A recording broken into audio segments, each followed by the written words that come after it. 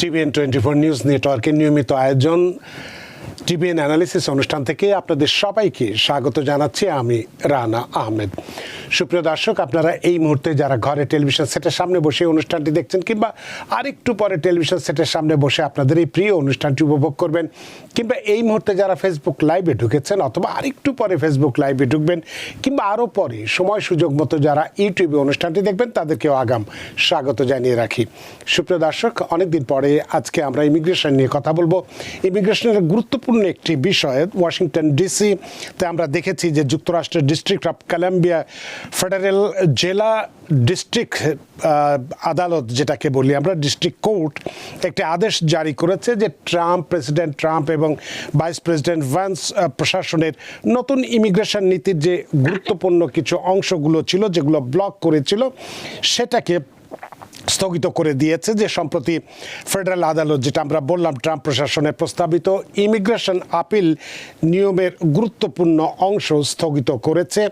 অর্থাৎ যেটা আমরা বলতে পারি যে ফেডারেল কোর্ট 10 দিনের মধ্যে আপিল করার যে নিয়মটি ছিল সেটি স্থগিত করে দিয়েছে। আজকে সেটি আমাদের আলোচনার মূল বিবেচ্য বিষয়, এবং হাতে সময় থাকলে অ্যাসাইলাম অনুমোদন পেতে আবেদনকারীদেরকে কি করতে হয় সেটিও আমরা আলোচনা করব। সুপ্রিয় দর্শক, এর বাইরেও ইমিগ্রেশন সংক্রান্ত আপনাদের যদি কোনো প্রশ্ন থেকে থাকে সেই প্রশ্নগুলো করবার জন্য আমাদের টেলিভিশন স্ক্রিনে যে টেলিফোন নম্বরটি ভেসে উঠেছে তারপরেও আমি বলে দিচ্ছি 6463079828 এই নম্বরে ফোন করতে পারেন, কিংবা যাদের ফোন করতে খুবই অসুবিধা হয় তারা আমাদের ফেসবুকেও প্রশ্ন রাখতে পারেন।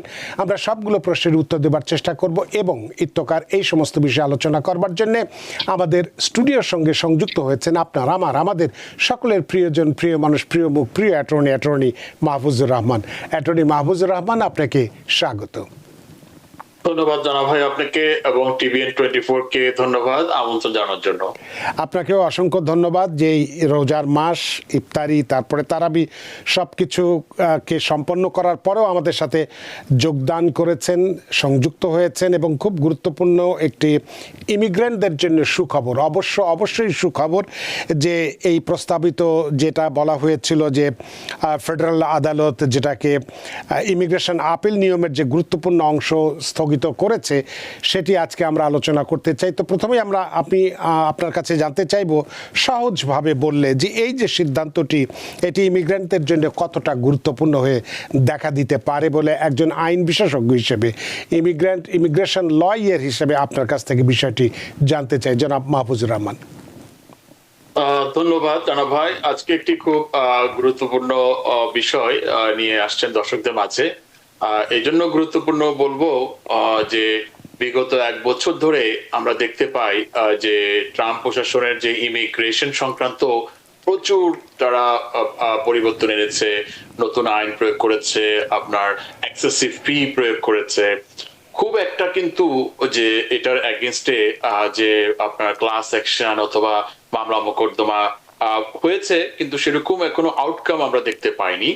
কিন্তু এই ক্ষেত্রে এটা কিন্তু একটা বড় ধরনের পরিবর্তন আসার কথা ছিল আপনার মার্চ মাসের 9 তারিখ 2026 সাল থেকে, যে আমরা যখন দেখি যে অ্যাসাইলাম অ্যাপ্লিকেন্টরা তারা যখন ইমিগ্রেশন কোর্ট থেকে যখন তাদের সিদ্ধান্তটি না করে দেওয়া হয়, তখন আলটিমেটলি আপনার সাংবিধানিক ভাবে তার একটা আপিল করার রাইট থাকে 30 দিনের মধ্যে আপনার বোর্ড অফ ইমিগ্রেশন আপিল, যেটা কিনা সেন্টার হচ্ছে আপনার ভার্জিনিয়াতে। তো সেই আপিল প্রসেসটাকে আপনার একটা বিরাট একটা পরিবর্তন আনার জন্য তারা ইন্ট্রিম রুল ফাইনাল করেছিল, যেটা কিনা কার্যকর হওয়ার কথা ছিল মার্চের 9 তারিখ 2026 সালে। এটাতে কি বলা ছিল? এটাতে বলা ছিল যে এই মার্চের 9 তারিখ 2026 সাল থেকে যাদের কেসগুলো না ডিনাই করবে তারা যদি আপিল করতে চায় 10 দিনের মধ্যে আপিল করতে হবে, যেটা কিনা খুব অল্প সময়। শুধু এটি নয় যে 10 দিনের মধ্যে আপিল করতে হবে, সেই 10 দিনের মধ্যে আপিল করলে তখন বোর্ড অফ ইমিগ্রেশন চাইলে আরো 10 দিনের মধ্যে ওই আপিলটি সামারিলি ডিসমিস করে দিতে পারতো, যদি যে বোর্ডের যে 15 জন মেম্বার সদস্য রয়েছে তার মধ্যে যদি 8 জন যদি ভোট দিত যে না এই কেসে কোনো মেরিট নেই, আপিল সাকসেস হওয়ার কোনো সম্ভাবনা নেই, আমরা এটা সামারিলি ডিসমিস করে দেবো, চাইলে তারা সেটি করতে পারতো। সেক্ষেত্রে ইভেন তারা কোনো রেকর্ডও কল করার দরকার ছিল না, উইদাউট এনি রেকর্ড ট্রান্সক্রিপ্ট ছাড়াই কিন্তু তারা বেশিরভাগ কেসে ডিসমিস করে দিতে পারতো।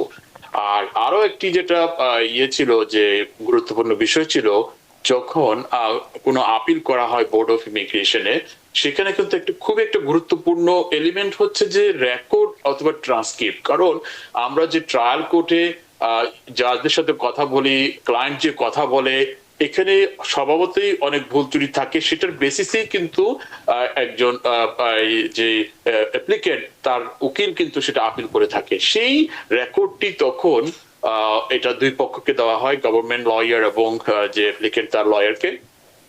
সেটার বেসিসে কিন্তু অ্যাপ্লিকেন্টকে একটা ব্রিফ জমা দিতে হয়। সো সেই ব্রিফটি কিন্তু বেসিক্যালি সেই আপনার এই রেকর্ড এবং ট্রান্সক্রিপ্ট। তো এখানে কিন্তু যে পরিবর্তন আনার কথা ছিল যে এবং রেকর্ড এবং ট্রান্সক্রিপ্ট ছাড়াই কিন্তু তারা সিদ্ধান্ত নেওয়ার একটা বিধান ছিল। যাই হোক, সেটা একটা ভালো সংবাদ যে আমরা দেখতে পেয়েছি যে মার্চের 8 তারিখ রাত্রেই কিন্তু একটা ভালো সিদ্ধান্ত আসছে যে আপনার যেটা বললেন যে ডিসি কোর্টে আপনার যেই নন প্রফিট অর্গানাইজেশন যেটা America centre for immigration rights যে মামলা করেছিল, সেটার পরিপ্রেক্ষিতে একটি টেম্পোরারি একটা ইনজাংশন জারি করেছে আপনার ইউআইআর বিরুদ্ধে, যেটা কিনা জাস্টিস ডিপার্টমেন্টের অংশ, যে এই প্রভিশনটি কার্যকর করা যাবে না মার্চ 9 তারিখ থেকে। দ্যাট মিনস হচ্ছে এখনো হচ্ছে আগের বিধানই বলবৎ আছে। যাদের ইমিগ্রেশন কেসগুলো, অ্যাসাইলাম কেসগুলো বিশেষ করে ইমিগ্রেশন কোর্টে ডিনাই হবে, তারা আগের মতোই কিন্তু 30 দিন সময় পাবে আপিল করার, এবং তারা সেই এই আপিলের কারণগুলো উল্লেখ করে জমা দিতে হবে। ইনিশিয়ালি নোটিস অফ আপিল যেটাকে বলা হয়, সেই নোটিস অফ আপিল জমা দেওয়ার পরে তারা একটা নির্ধারিত সময় পাবে যে রেকর্ড আসার জন্য। রেকর্ড আসলে তখন আবার সে আগের মতো করে আরো তার 30 দিন সময় পাবে ব্রিফ জমা দেওয়ার জন্য। এই যে নতুন যে বিধানটি, এই বিধানটি যদি কার্যকর হতো, তখন কিন্তু দেখা যেত যে এই যে অ্যাপ্লিকেন্টরা যারা আসাইলাম অ্যাপ্লিকেন্ট যাদের কেসগুলো ডিনাই হয়েছে, তারা আপিল করার চেষ্টা করেছে, আপিলটি খুব দ্রুত আপনার ডিসমিস হয়ে যেত, এবং সেক্ষেত্রে তাদের কেসগুলো, তাদের ওয়ার্ক পারমিট এবং অন্যান্য সুবিধাও কিন্তু বঞ্চিত হয়ে যেত। তখন তাদের হাতে একটি মাত্র উপায় থাকতো, সেটি হচ্ছে আপনার সার্কিট কোর্টে তখন তাদের আপিল করা লাগতো। তো আপনি যেটা বললেন যে আগে যেটা আপিল 30 দিন সময় ছিল, এখন সেটা 10 দিন করা হয়েছিল, এবং এটা এই যে চলতি মাস মার্চ মাস 9 তারিখ থেকে কার্যকরী করার কথা ছিল, অর্থাৎ কার্যকরী হয়ে গিয়েছিল আজকে 12 তারিখ, অর্থাৎ 9, 10, 11, 12, আজকে মানে 3 দিন অন্তত চলে গেছে। তো এই 3 দিনের মধ্যে বা পরবর্তীতে যদি এটা থাকতো, তাহলে যদি এটা কার্যকর হতো, এবং যাদেরটা এই 3 দিনের মধ্যে হয়ে গেছে, বিশেষ করে অ্যাসাইলাম সিকার যারা আছে বা ডিটেনশনে থাকা যারা ইমিগ্রেন্ট আছে, তাদের উপরে এটার প্রভাবটা কতটা পড়েছে বা পড়তো বা পড়তে পারতো? রাইট, এটি যদি বলবৎ থাকতো, তাহলে সেক্ষেত্রে তাদের কেসগুলো যে একটা যে ট্রায়াল কোর্টে যে তাদের কেসটি শুনানি হলো, এখানে যে আসলে যে কেউ ভুল ভ্রান্তি যে হলো, সেই জিনিসগুলো আসলে তারা সঠিকভাবে আর যে সেকেন্ড স্টেপে যে আপিলে সেটি আর তারা আপনার পেশ করার সুযোগ কমে যেত। কারণ ওখানে বিধান ছিল যে আপনি যে 10 দিনের মধ্যে আপিল করতে হবে, আপিল করার পরে ওই 10 দিনে তারা চাইলে বেশিরভাগ কেস সামারলি, যেটাকে বলে সামারলি ডিসমিস করা তারা বিধান ছিল, without any record, without any transcript, কোনো কিছু ছাড়াই। তো সেক্ষেত্রে আমার কাছে যেটি মনে হয় যে অ্যাসাইলাম অ্যাপ্লিকেন্টদের তাদের যে অধিকার, সেটি কিন্তু মারাত্মকভাবে ব্যাঘাত ঘটতো। অলরেডি তাদের বিভিন্ন রকম তাদেরকে রেস্ট্রিকশনের মধ্যে ফেলেছে। এটি থাকতো আরো একটা সর্বশেষ রেস্ট্রিকশন, যে তাদের আর যে রিলিফ পাওয়ার যে একটা সুযোগ, সেই সর্বশেষ সুযোগটাও কিন্তু বন্ধ হয়ে যাওয়ার সম্ভাবনা ছিল।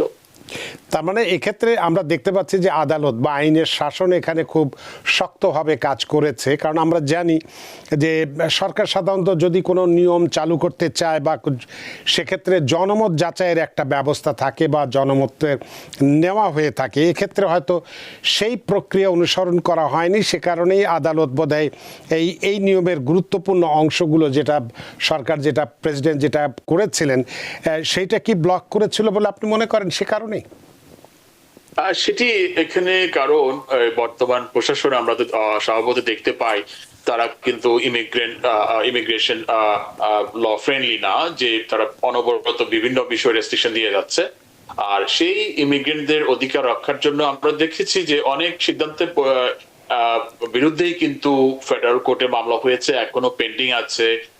বিশেষ করে যেটা আপনার 75 কান্ট্রির ইমিগ্রেশন যে ব্যান, সেটার এগেইনস্টে মামলা হয়েছে, যদিও আমরা এখনো কোনো আপনার এই টেম্পোরারি কোনো ইনজেকশন পাইনি, যেটা এই ক্ষেত্রে পেয়েছি। কারণ এটা যদি ইনজেকশন না দিত, এটা একটা মারাত্মক ক্ষতি হয়ে যেত সোমবার থেকে, যদি শুক্রবার রাতে যদি আমরা এই অর্ডারটি না পেতাম।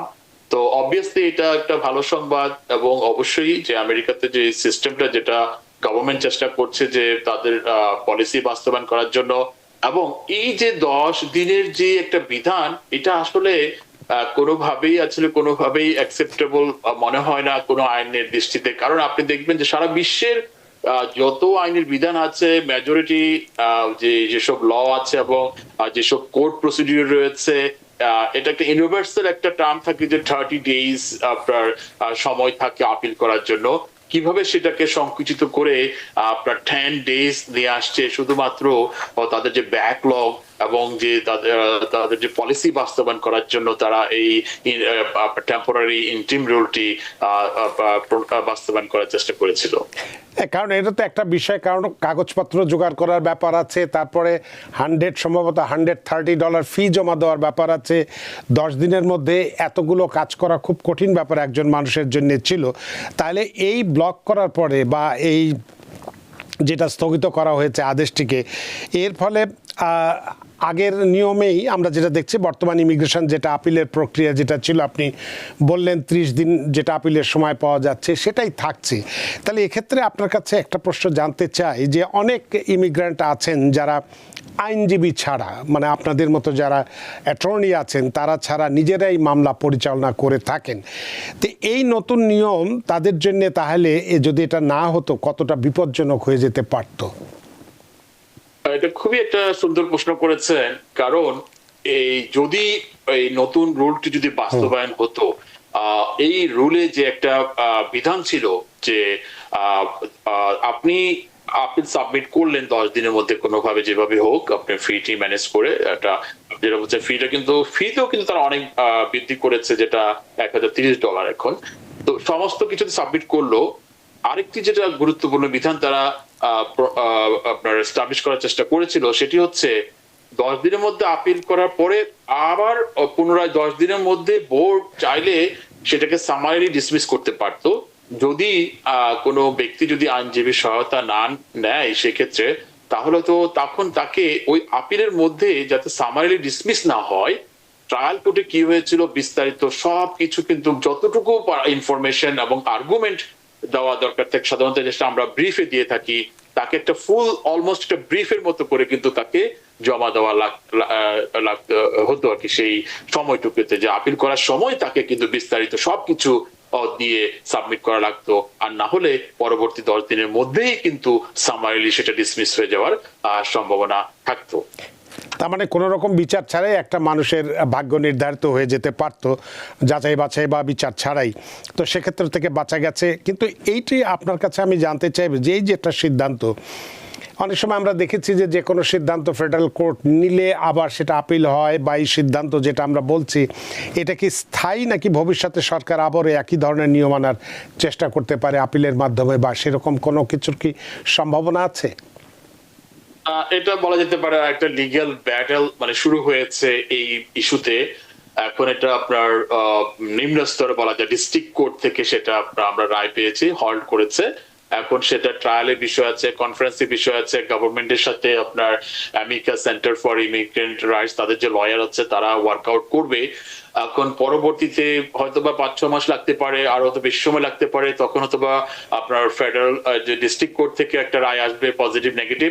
যদি তারা পার্মানেন্টলি রায় দেয় যে না এই লটি সংবিধান সম্মত নয়, এখানে ডিউ প্রসেস ভায়োলেশন হয়েছে অথবা এটা আরবিট্রারি ছিল, সেই ক্ষেত্রে তাহলে ডান হলো, যেটা উইন করলো, এটা আপনার যে 30 ডেজের যে বিধান সেটি আপনার এক্সিস্ট থাকলো।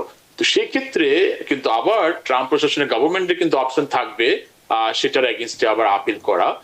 তারা সার্কিট কোর্টে যেতে পারে, এরপরে হচ্ছে তারা ফাইনালি সুপ্রিম কোর্টে যেতে পারে। যেমন ফর এক্সাম্পল আমরা বলতে পারি যেটা বার্থ রাইটের ক্ষেত্রে যেটা হয়েছিল, যেটা প্রেসিডেন্ট ডোনাল্ড ট্রাম্প যেটা এক্সিকিউটিভ অর্ডার দিয়ে যেটা বার্থ রাইটটাকে যেটা বাতিল করেছিল, সেটার এগেইনস্টে কিন্তু প্রথমে ডিস্ট্রিক্ট কোর্টে আপনার গিয়েছিল, এরপরে সার্কিট কোর্ট, এখন বর্তমানে কিন্তু আপনার সুপ্রিম কোর্টে সেই আপনার এই বিষয়তে আর্গুমেন্ট হবে, সম্ভবত জুলাই মাসে সেটার আপনার আমরা সিদ্ধান্ত দেখতে পাবো। তো এইভাবেই আইনের প্রক্রিয়াটি আপনার বাস্তবায়ন হয়। তো বলা যেতে পারে বর্তমানে যারা অ্যাসাইলাম অ্যাপ্লিকেন্ট আছে, বলা যেতে পারে যে এখন তারা আগের নিয়মে তারা আপিল করতে পারবে, এই মুহূর্তে তারা সেফ আছে বলা যেতে পারে। তার মানে ভবিষ্যতে কি হবে না হবে সেটা যাক, এই মুহূর্তে তো অন্তত তারা কিছুটা হলো স্বস্তির নিঃশ্বাস ফেলতে পারছে যে তারা তাদের আবেদনটি যথাযথভাবে বিচার হবে বা সেইভাবে সিদ্ধান্ত হবে, সেই সিদ্ধান্তের প্রেক্ষিতে যদি তার পক্ষে না যায় আপিল করতে পারবে, 30 দিন সময় পাবে ইত্যাদি। বিষয়টি অনেক সুখবর অবশ্যই ইমিগ্রেন্টদের জন্য, সেটা আমরা বলতে পারি। আরও দু একটা প্রশ্ন করব, তবে আপনি যদিও আপনার আলোচনার মধ্যে বলেছিলেন, সৈয়দ আমিনুর একটি প্রশ্ন রেখেছেন যে 75 country visa pause, any news, এটা তিনি জানতে চান। যদিও আপনি বলেছেন, তারপরও যেহেতু প্রশ্নটি করেছেন সৈয়দ আমিনুর, এই 75 দেশের ভিসা পজ নিয়ে কি কোনো খবর বা আপডেট আছে কি? না, সেটি তো পজ করা আছে। আমরা গত সেশনেও আপনার সাথে যেটা পর্বে ডিসকাস করেছিলাম, যেটা 75 কান্ট্রিতে ইমিগ্রেন্ট ভিসা পজ দিয়ে রেখেছে, কারণ ট্রাম্প প্রশাসন যেটা পাবলিক চার্জের নতুন বিধান তারা প্রণয়ন করার একটা প্রক্রিয়ার মধ্যে রয়েছে। বাট এটার সিদ্ধান্তের বিরুদ্ধেও কিন্তু ফেডারেল কোর্টে মামলা হয়েছে, সেই মামলাটি চলমান আছে, যদিও আমরা কোনো এখনো টেম্পোরারি কোনো ইনজাংশন সরকারের এগেইনস্টে দেখতে পাইনি, যার ফলে এখনো পজিটিভ বিদ্যমান আছে বলা যেতে পারে।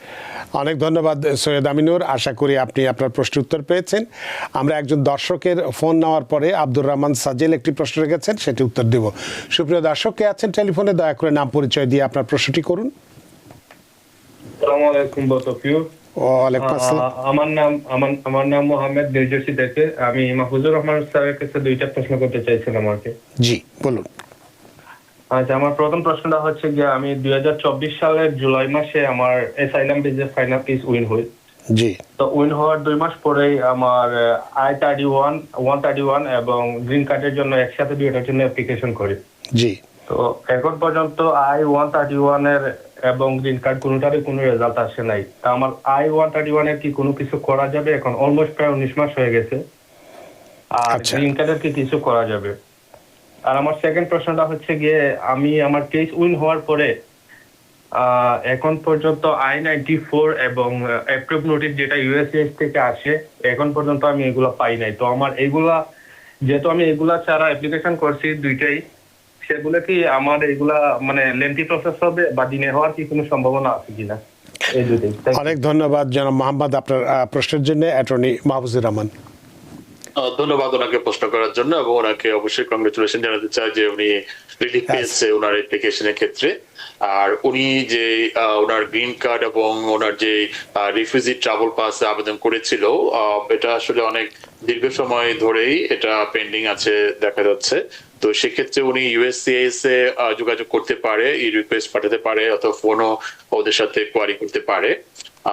এটা ট্রাভেল পাসের ক্ষেত্রে একটু সময় লাগে, কিন্তু তারপরেও ওনাকে বেশ আপনার আনরিজনেবল টাইম পেন্ডিং আছে দেখা যাচ্ছে। আর গ্রিন কার্ডের ক্ষেত্রে এটিও কিন্তু আনরিজনেবল সময় ধরে পেন্ডিং আছে, 14-15 মাসে বেশি পেন্ডিং থাকলে সেটা আনরিজনেবল বলা যেতে পারে। তো সেক্ষেত্রে ওনার রেমেডি হচ্ছে, উনিও কিন্তু আমরা যেটা কিছুক্ষণ আগে আলাপ করলাম যে ফেডারেল কোর্টে মামলা করা যায়, যেটা বললাম যে আমরা যে নন প্রফিট অর্গানাইজেশন তারা ক্লাস অ্যাকশন করে, যেটা আমরা এই আলাপ করছিলাম যে আপিলের ক্ষেত্রে সেটা হচ্ছে ক্লাস অ্যাকশন, এবং এটা যে গ্রুপের এগেনস্টে তারা করেছে এবং সবার ক্ষেত্রে সেটা প্রযোজ্য। তো উনি যেহেতু একজন অ্যাপ্লিকেন্ট, উনি যারা ওনার কেসটি অনেকদিন ধরে পেন্ডিং আছে, ইচ্ছা করলে উনিও যে ফেডারেল কোর্টে যেতে পারে, যেটাকে রিট অফ ম্যান্ডামাস বলা হয়।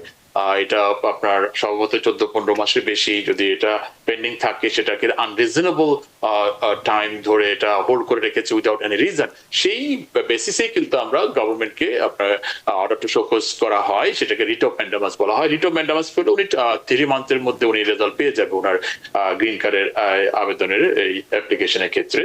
আর উনি আরেকটি যেটা প্রশ্ন করেছে যে I-94, ওটি একটি গুরুত্বপূর্ণ বিষয়। যদিও ওনার গ্রিন কার্ড আবেদনের জন্য এটি ম্যান্ডেটরি কোনো রিকোয়ারমেন্ট নয়, কিন্তু কোন ব্যক্তি যখন অ্যাসাইলাম গ্রান্ট হয়, ইভেন এটা ইমিগ্রেশন জাজের কাছে, তখন কিন্তু আপনার এই USCIS, যেটা গভর্নমেন্ট থেকে একটা অনারারি অথবা ডিসক্রিপশনারি একটা পেপার দিয়ে থাকে নতুন করে, যেটাকে I-94 বলা হয়। সেটি আসলে হয়ে থাকে যে গভর্নমেন্ট যে ট্রায়াল অ্যাটর্নি থাকে, তার একটি ছোট্ট আরেকটি কাজ, এডিশনাল কাজ থাকে। যখন কেসটি সলভ হয়ে যায়, তখন তাকে আপনার USCIS এর রিকোয়েস্ট পাঠাতে হয় যেটা একটা I-94 ইস্যু করে দেওয়ার জন্য। তা আমরা প্র্যাকটিক্যালি দেখতে পাই অনেক ক্ষেত্রে তারা ওই ট্রায়াল অ্যাটর্নিরা সেই কাজটি আর কেস ক্লোজ ফিতা লাগাই দিল, আর অথবা ওই কাজে তারা আগায় না। কিন্তু তারপরও অ্যাপ্লিকেন্টের কিন্তু অপশন থাকে I-94, দুটো ভাবে কিন্তু উনি I-94 জোগাড় করতে পারে। একটি হচ্ছে সরাসরি উনি USCIS একটা ফর্ম রয়েছে I-94 ক্লেম করার জন্য, সম্ভবত এটা 102 I-102 অ্যাপ্লাই করে এটা আপনার USCIS থেকে সরাসরি I-94 ক্লেম করতে পারে 3-4 মাসের মধ্যে। ওনাকে একটা সুন্দর একটা পেপারে ওনাকে I-94 ইস্যু করে দিবে। আর দ্বিতীয় অপশন হচ্ছে উনি চাইলে সরাসরি USCIS এ ফোন করে একটা অ্যাপয়েন্টমেন্ট নিতে পারে লোকাল USCIS অফিসে। ওখানে ওনার অ্যাসাইলামের এই গ্রান্ট পেপার শো করলে ওরা কিন্তু সাথে সাথেও কিন্তু I-94 এর কার্ডটি ইস্যু করে দেয়।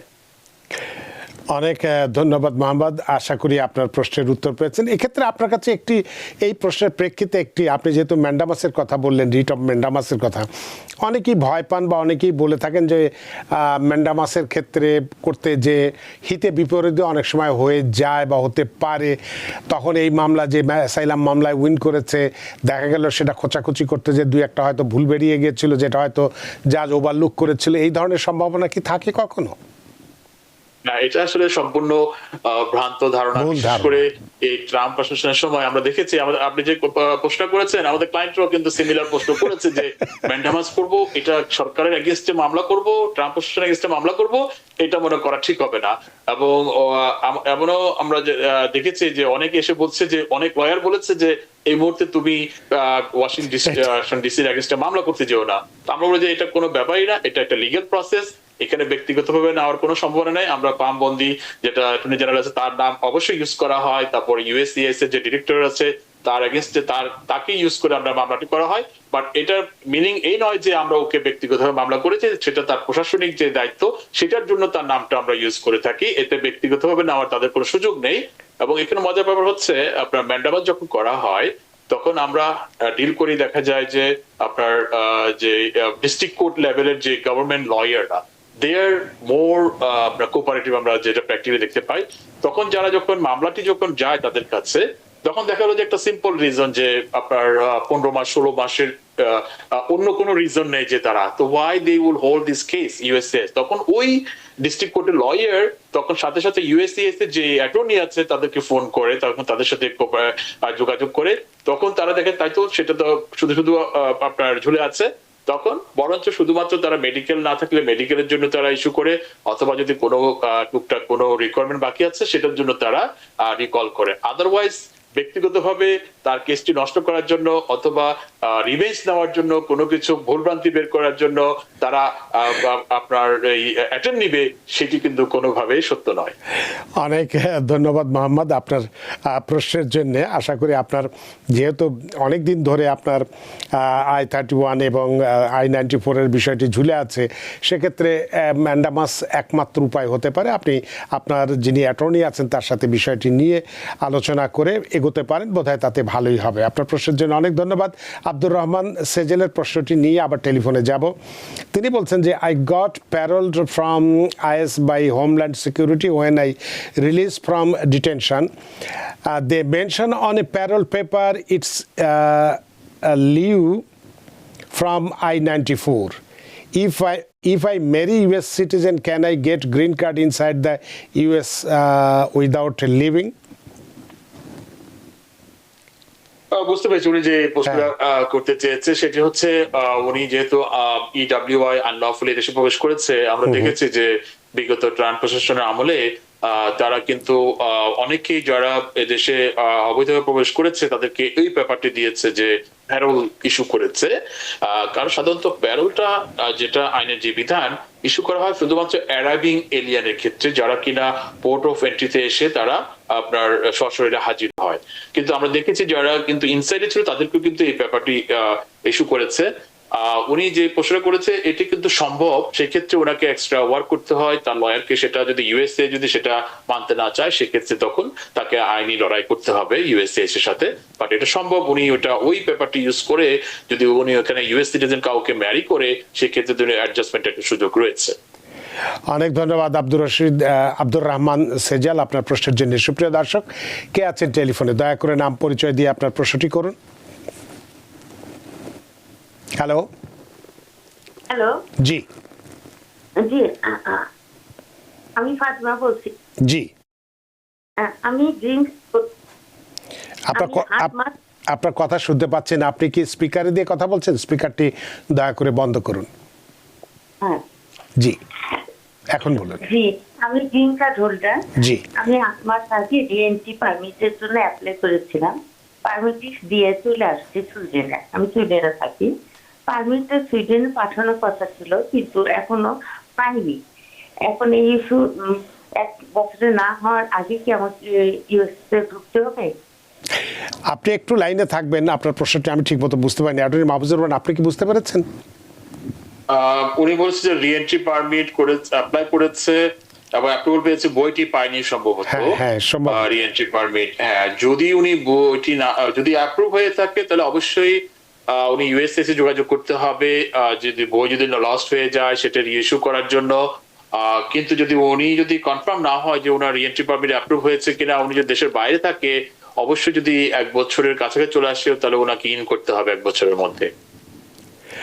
অনেক ধন্যবাদ ফাতেমা আপনার প্রশ্নের জন্য। সুপ্রিয় দর্শক, কে আছেন টেলিফোনে? দয়া করে নাম পরিচয় দিয়ে আপনার প্রশ্নটি করুন। হ্যালো। অবশ্যই যদি হ্যালো। জি, আমরা অপেক্ষা করছি। আপনার নাম পরিচয় দিয়ে প্রশ্ন করুন। জি, আমার নাম হচ্ছে ফয়সাল আহমদ। জি, আমার একটা কাজিন, উনি আছেন অ্যাসাইলেমেতে।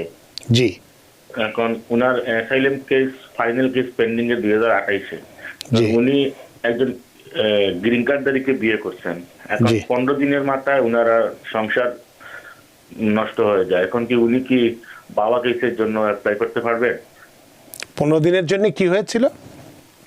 মানে ওর সংসার ভেঙে যায়। ও, সংসার ভেঙে যায়। সেপারেট হওয়ার চিন্তা ভাবনা করতেছে। হ্যাঁ, আচ্ছা আচ্ছা। এখন উনি কি বাবা কেসের জন্য অ্যাপ্লাই করতে পারবেন বা উনার কোনো অন্য কোনো লিগ্যাল অ্যাকশন নেওয়া যায় ওর বিষয়ে? অনেক ধন্যবাদ আপনার প্রশ্নের জন্য জনাব মাহফুজুর রহমান। ধন্যবাদ ওনাকে প্রশ্ন করার জন্য। বিয়ে করেছে, এখন উনি যে ভাওয়া শব্দটা ইউজ করেছে যেটা অবশ্যই একটু সংক্ষেপে বলি, যেটা ভায়োলেন্স এগেইনস্ট ওমেন্স অ্যাক্টের কথা উনি বলছে ভাওয়া। তো সেটার মিনিং হচ্ছে আপনি ভাওয়া তখনই করতে পারবেন যদি আপনি কোনো ব্যক্তি যদি কোনো ইউএস সিটিজেন অথবা গ্রিন কার্ডধারীকে ম্যারি করে এবং পরবর্তীতে যদি নর্মালি যদি ডিভোর্স হয়ে যায় যে আমাদের মধ্যে অ্যাডজাস্ট হচ্ছে না অথবা we don't want to live with together or anything, সেক্ষেত্রে কিন্তু ভাবার কোনো এখানে অ্যাক্টিভিটি নেই। যদি দেখা যায় যে ওই যে ব্যক্তিকে ম্যারি করেছে ইউএস সিটিজেন অথবা গ্রিন কার্ডধারী, তাকে কোনো না কোনো ভাবে অ্যাবিউজ নির্যাতন করেছে, হ্যাঁ, বিকজ অফ তার কোনো স্ট্যাটাস নেই, সে ইলিগেল অবৈধভাবে আসছে দেশে, কিন্তু সে একজন গ্রিন কার্ডধারী, সে একজন ইউএস সিটিজেন, তখন তাকে বিভিন্নভাবে ভার্বালি অথবা ফিজিক্যালি অ্যাবিউজ করেছে অন দি বেসিস অফ যেটা ইমিগ্রেশন স্ট্যাটাস, যেটা কিনা ইমপ্লয়েডলি ওই ইমিগ্রেশন স্ট্যাটাসের কারণে কিন্তু সে দেখা যাচ্ছে এই অ্যাবিউজের শিকার হচ্ছে তার ওই স্পাউস দ্বারা, তখনই কিন্তু ভাবার জন্য এলিজিবল হয়। এমনি যদি নর্মালি যদি কারো বিয়ে হয়েছে এরপরে কোনো সম্পর্ক টিকলো না, সেপারেট হয়ে গেল, এতে কিন্তু ভাবা কেসে কিন্তু এলিজিবিলিটি হয় না। অনেক ধন্যবাদ ফয়সাল আহমেদ। আশা করি আপনার প্রশ্নের উত্তর পেয়েছেন। যেহেতু বিষয়টি খুব স্পর্শকাতর, আপনিও খুলে বলেননি, আমরাও অতটা আর ভেঙে বলতে চাই না। তবে বিষয়টি নিয়ে আপনি একজন আইন বিশারদের সাথে আলোচনা করুন বা অ্যাটর্নির সঙ্গে কথা বলুন, নিশ্চয়ই একটি ভালো পরামর্শ পাবেন। আপনার প্রশ্নের জন্য অনেক ধন্যবাদ। সুপ্রিয় দর্শক, কে আছেন টেলিফোনে, দয়া করে নাম পরিচয় দিয়ে আপনার প্রশ্নটি করুন। হ্যালো, আসসালামু আলাইকুম। ওয়ালাইকুম আসসালাম। আমি সুমা বলতেছিলাম ফ্লোরিডা থেকে। জি। আমার প্রশ্নটা হচ্ছে, আমি 2 বছরের কন্ডিশনাল গ্রিন কার্ড পেয়েছি ম্যারেজ বেস ভিসাতে। তো আমি এখন কি আমার মায়ের জন্য অ্যাপ্লাই করতে পারবো? আমি একজন অ্যাটর্নির সাথে কথা বলছি, তো উনি বলছে যে না, করা যাবে না। তো মানে অন্য কোনো ওয়ে আছে কি না যে আমি আসলে আমার মায়ের জন্য অ্যাপ্লাই করতে পারবো কিনা? আর সেকেন্ড কথা হচ্ছে যে আমার যেহেতু কন্ডিশনাল গ্রিন কার্ড, তো 2 বছর পর যখন আমি এটাকে রিমুভ করব, তো সেম প্রথম যেভাবে আমি ইন্টারভিউ দিছি, আমার জয়েন্ট স্পন্সর ছিল, আবার কি সেই একইভাবে জয়েন্ট স্পন্সরের দরকার হবে অথবা ইন্টারভিউ দেওয়ার দরকার হবে কিনা? এই দুইটা প্রশ্নই ছিল। Thank you. অনেক ধন্যবাদ জুমা আপনার প্রশ্নের জন্য। অ্যাটর্নি মাহফুজুর রহমান। উনি যেটা চাচ্ছে যে ওনার মাকে দেশে ইমিগ্রেট করে আনার জন্য একমাত্র ইউএস সিটিজেন রাই তাদের প্যারেন্টসদেরকে ইমিগ্রেট করার সুযোগ পেতে পারে। উনি যেহেতু গ্রিন কার্ড অবস্থায় আছে, কোনোভাবে ইমিগ্রেন্ট পিটিশন ফাইল করার কোনো সুযোগ নেই। সেক্ষেত্রে উনি বিকল্প হচ্ছে, ওনার মা চাইলে ভিজিটর ভিসা B1 B2 ভিসার জন্য আবেদন করতে পারে। অ্যাজ এ ফ্যামিলি মেম্বার, যে চাইল্ড চলে আসছে আমেরিকায়, এখানে বিয়ে হয়েছে, হয়তোবা লং টাইম উনি দেখেনি, অথবা যে একটা ইউনিফিকেশনের যে টেম্পোরারি ইউনিফিকেশন একটা ব্যাপার রয়েছে, সেই বেসিসে কিন্তু চাইলে উনি ইউএস এমবিসিতে যেতে পারে এবং ভিজিটর ভিসার জন্য আবেদন করতে পারে। যদি উনি রিকোয়ারমেন্ট ফুলফিল করতে পারে, তাহলে কিন্তু উনি ভিজিটর ভিসা পেয়ে কিন্তু এখানে ট্রাভেল করতে পারে ইউএসএ তে। এরকম কিন্তু নট যে এটা অসম্ভব কিছু নয়। প্রায় সময় কিন্তু আমরা দেখতে পাই যে গ্রিন কার্ড ধারীদের প্যারেন্টসরাও কিন্তু B1 B2 ভিসা নিয়ে দেশে আসছে, টেম্পোরারি আবার চলে যাচ্ছে। এটা সম্ভব এটা। আর ওনার যে দ্বিতীয় প্রশ্ন ছিল যে উনি কন্ডিশনাল গ্রিন কার্ডে আছে এবং সেই কন্ডিশনাল গ্রিন কার্ডটি রিনিউ করার ওনার হয়তো বা সময় চলে আসছে। উনি কন্ডিশনাল রিমুভ করতে গেলে ওনাকে জয়েন্ট স্পন্সরের কোনো রিকোয়ারমেন্ট নেই। ওনাকে যেটা করতে হবে যে উনি যে বিয়ে করেছিল ইউএস সিটিজেন অথবা গ্রিন কার্ডধারী, সেটার যে বোনাফাইড ম্যারেজটি এখনো ইনটেক্ট আছে কিনা পরবর্তী 2 বছর পরেও। সো সেই যে বিয়ের পর থেকে উনি গ্রিন কার্ড পাওয়ার পর থেকে ওনার যে টাইমটি পার হয়েছে 2 বছর, এডিশনালি ওরা যে একসাথে বসবাস করছে, ট্যাক্স রিটার্ন, লিজ, আপনার ইউটিলিটি বিল এবং ফটোগ্রাফ আর অন্যান্য বিষয় ওনাকে জমা দিতে হবে। উনি যদি কন্ডিশনাল রিমুভের অ্যাপ্লিকেশনের সাথে যদি উনি পর্যাপ্ত পরিমাণ ডকুমেন্ট জমা দিতে পারে, সেক্ষেত্রে কিন্তু অনেক সময় ইউএসসিআইএস কিন্তু ইন্টারভিউর রিকোয়ারমেন্টটা কিন্তু ওয়েভ করে দেয়, সরাসরি কিন্তু আপনার পার্মানেন্ট গ্রিন কার্ড পাঠিয়ে দেয়। আবার যদি দেখা যায় অ্যাপ্লিকেশনটি উইক অ্যাপ্লিকেশন হয়েছে, তখন তাদের মধ্যে যদি তারা যদি সিদ্ধান্ত নেওয়ার মতো তাদের ডকুমেন্টেশন না থাকে, তখন তারা ইন্টারভিউ কল করে থাকে সাধারণত। অনেক ধন্যবাদ জুমা। আশা করি আপনার প্রশ্নের একদম চমৎকার উত্তর পেয়েছেন এবং খুশি হয়েছেন। সুপ্রিয় দর্শক, কে আছেন টেলিফোনে, দয়া করে নাম পরিচয় দিয়ে আপনার প্রশ্নটি করুন। হ্যালো। জি, আসসালামু আলাইকুম। আসসালাম। আমি নিউ ইয়র্ক থেকে সানি বলছি। প্রিয় উপস্থাপক এবং আজকের অতিথি দুজনকেই সালাম এবং রমজানের শুভেচ্ছা। আসসালাম। জি, আমার দুটি প্রশ্ন। জি। এখানে একজন সিনিয়র সিটিজেন, আমার neighbour, legal green card holder, তার সিটিজেনশিপ তার সিটিজেনশিপ ডিউ হয়ে গেছে, 5 বছর অধিক হয়ে গেছে, কিন্তু উনি আসার পর থেকে কোনো কাজ করেননি এবং উনি পাবলিক চার্জ অর্থাৎ বেনিফিট যেগুলো সেগুলো নিয়েছেন এবং হোম কেয়ারে আছেন। উনি এখন ভয় পাচ্ছেন তো তার সিটিজেনশিপ হবে কিনা, 1 নম্বর। 2 নম্বর হলো উনি দেশে গেলে মানুষের কাছে শুনেছেন যে এয়ারপোর্টে আটকে দেয়, যেহেতু পাবলিক বেনিফিট নিয়েছেন, কোনো কাজ করেননি। এই ব্যাপারে একটু আপনার আজকের অতিথির মন্তব্য জানতে চাই। অনেক ধন্যবাদ সানি আপনার প্রশ্নের জন্য। অ্যাটর্নি মাহফুজুর রহমান। ধন্যবাদ ওনাকে। যারা গ্রিন কার্ড অবস্থায় আছে, যেটা পাবলিক চার্জের যে এক্সিস্টিং যে রুল আছে এখনো, সেটি হচ্ছে দুটো কিন্তু আপনার বিধান মানে দুটো যে বেনিফিট সরকার থেকে নিলে কিন্তু পাবলিক চার্জে তারা অন্তর্ভুক্ত করতে পারে। একটা হচ্ছে ক্যাশ অ্যাসিস্ট্যান্ট, যদি গভর্নমেন্ট থেকে যদি কোনো সলিড ক্যাশ অ্যাসিস্ট্যান্ট নিয়ে থাকে ফর এক্সাম্পল রেন্টাল অথবা তার দৈনন্দিন চলার জন্য যদি কোনো ক্যাশ নিয়ে থাকে গভর্নমেন্ট থেকে, তাহলে সেটা কিন্তু পাবলিক চার্জে কিন্তু ফেলতে পারে। আর দ্বিতীয় হচ্ছে যে লং টাইম যদি কোনো আপনার সার্ভিস, যে মেডিকেল ইনস্টিটিউশনাল কোনো সার্ভিস দরকার হয়, সেটাও কিন্তু হোম কেয়ার কিন্তু টেকনিক্যালি পড়ে যায় সেক্ষেত্রে। তো ওনার বক্তব্য অনুযায়ী যেটা দেখা যাচ্ছে যে ওনার ক্ষেত্রে উনি হোম কেয়ারে আছে। সো সেক্ষেত্রে অনেক সময় কিন্তু এটা কিন্তু আসলে একটা প্র্যাকটিক্যাল প্র্যাকটিসের ব্যাপার। উনি যদি সিটিজেনশিপ আবেদন করে অনেক সময় হয়তো এটা স্টেট থেকে উনি নিয়েছে বেনিফিটটি, অনেক সময় হয়তো দেখা যায় যে সেটা আপনার ফেডারেল যে ইমিগ্রেশন অথরিটি হয়তো বা এটা সামনে নাও আসতে পারে, আসলে হয়তো বা সেটা অ্যাপ্লাই করতেও পারে, এটা সম্ভাবনা রয়েছে, যেটা উনি যেটা বললো পাবলিক চার্জের বিষয়ে সিটিজেনশিপ আবেদনের ক্ষেত্রে।